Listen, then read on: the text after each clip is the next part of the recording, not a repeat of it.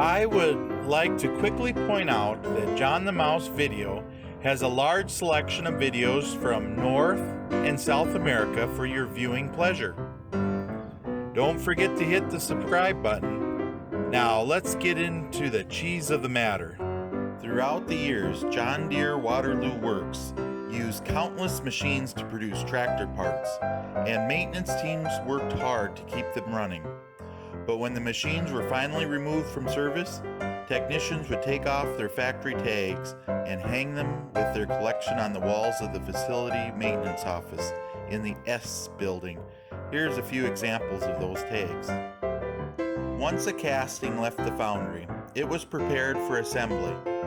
The drill press used to bore holes in metal was just one of the machines required to ensure all parts were properly finished and fit together.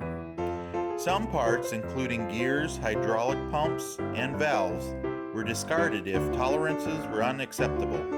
Such precision demanded state-of-the-art tools, skilled operators, and strict inspections.